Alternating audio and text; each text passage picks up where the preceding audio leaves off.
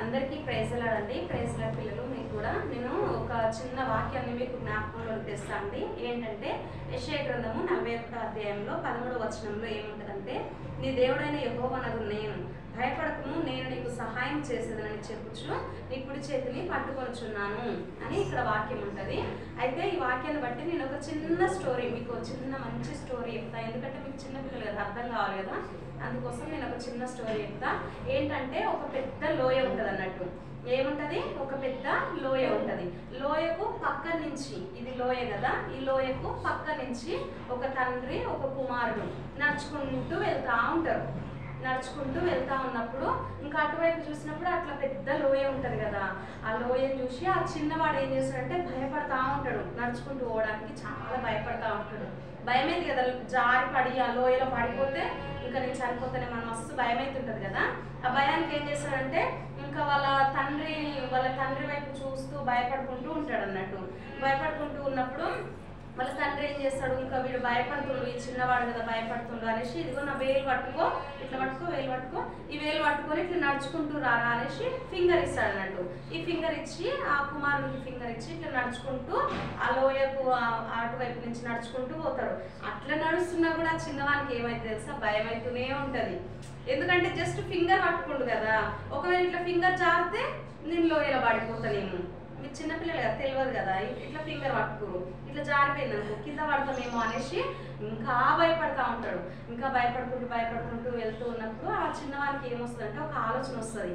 ఏమనంటే, ఇంకా నేను డాడీ ఫింగర్ పట్టుకుంటే, మా నాన్న ఫింగర్ పట్టుకుంటే ఇట్లా జారిపోతుందేమో, అయితే డాడీ నువ్వే నా చేతిని ఇట్లా పట్టుకో, నీ చెయ్యి నా చేతిని ఇట్లా పట్టుకొని నడు, నా చేతిని ఇట్లా పట్టుకొని నడిచినాం అనుకో, ఇంకా నాకు ఒకవేళ నేను జారిపోయినా కూడా నన్ను ఇట్లా గట్టిగా గుంజుకొని పైకి లాక్కుంటావు, నాకు ఎటువంటి భయం ఉండదు అనేసి అంటాడు అన్నట్టు. నిజంగా తండ్రి చేయికి తన చేతిని ఇస్తాడు అన్నట్టు. నేనెవరు? నేను తండ్రిని. నీ చేయి నాకు ఇట్లా చేయి పట్టుకొని ఇట్లా నడిపించుకుంటూ వెళ్తున్నా అనుకోండి, ఇంకా భయం ఉంటుందా నీకు? నో, భయం ఉండదు కదా. ఒకవేళ జారిపోయినా కూడా నేను ఇట్లా గట్టిగా పట్టుకొని ఇట్లా లాగుతా అన్నట్టు. అందుకే మనం ఏం చేయాలి, యేసయ్యకు మన చేయిని ఇవ్వాలి. ఓన్లీ సండే వచ్చి ప్రేయర్ చేసుకొని ఏదో ప్రభు అని చేతులు నన్ను పెడుతున్న ప్రభు అనేసి ఇంక ఇంటికి వెళ్ళిపోయి ఇంకా అన్ని రకాలుగా చేసుకోవద్దు అన్నట్టు. ఏం చేయాలి మనము? యేసయ్యకు మన చేతిని ఇవ్వాలి. యేసయ్యకి మన చేయి ఇచ్చినప్పుడు యేసయ్య ఏం చేస్తాడు, మనకు సహాయం చేస్తాడు.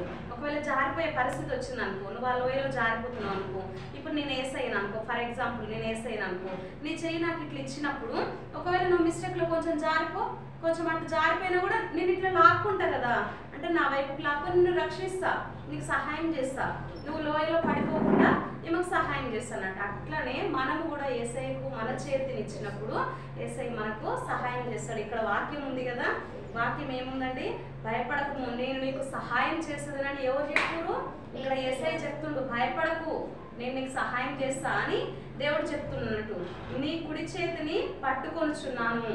యేసయ్య అంట మన కుడి చేతిని, నీ చేతిని ఇట్లా పట్టుకుంటాడంట.